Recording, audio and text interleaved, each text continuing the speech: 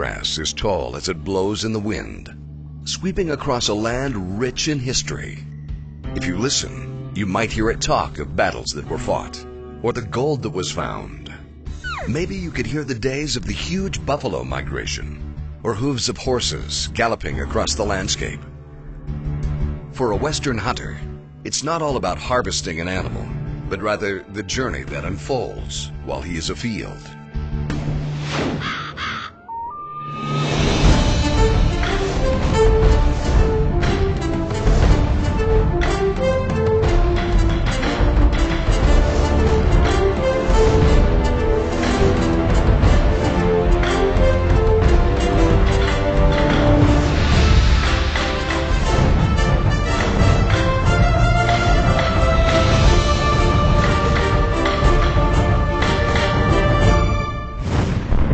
You're watching Bowtech's Western Extreme with Jim Burnworth.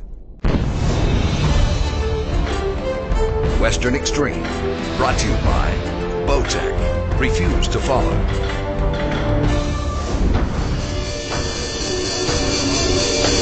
South Dakota, a state rich in history, with some of our nation's most important monuments. Mount Rushmore, with a state park extending beyond. After the crew took in the sights, they headed to the little town of Custer. Here, hidden among the timber, is a place known for its elk, Stone Meadow. Stone Meadow has been doing elk hunts for 8 or 10 years, and I was excited to be able to run in there and see what they had to offer. Now, I met Brent, and we got along really well, and the first thing we did was I just felt like, hey, I'm going to grab the bow, and we're going to go out and do some target practice.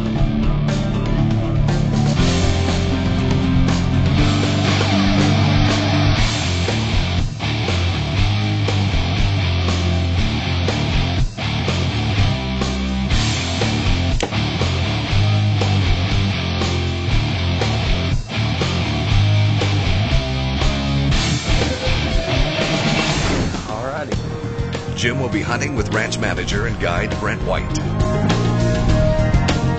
We're averaging 365 on our bulls last year. This looks like the average will be a lot better this year. There's bulls going up in the 400s. That's on the elk. The buffalo, we're all booking, no problem on booking on buffaloes. So everything seems to be working. It's just Mother Nature cooperates with us. We'll keep it rolling.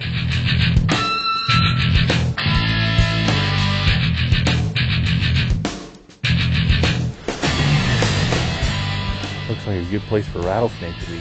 Oh, yeah. Brent's been scouting over the last few days and has seen a good bull hanging out in a rocky draw.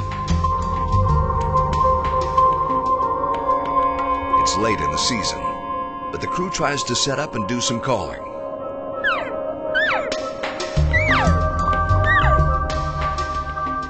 After a long calling session, the crew doesn't know if the bulls moved on or just not responding to the calls.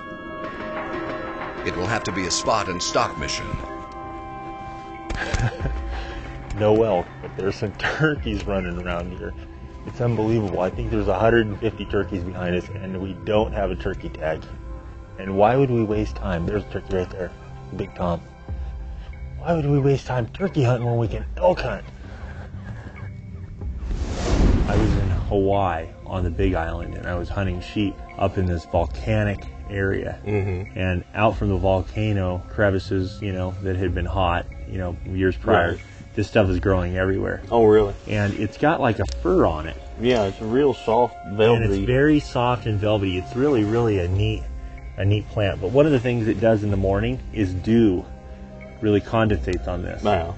And then I watched the sheep come up, and they would just take their mouths and they would take the moisture from it, because there wasn't any good water sources. Wow. And so it's amazing how Mother Nature just works in conjunction with, its surroundings in order to generate something like this. Brent and Jim work out a strategy.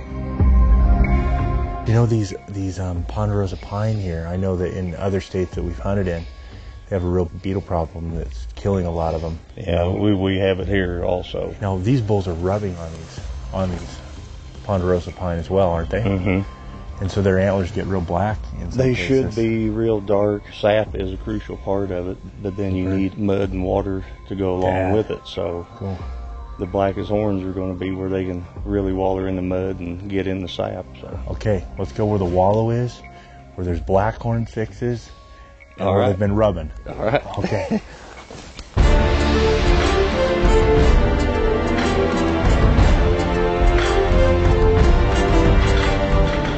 We'll be back with more prime elk hunting only on West.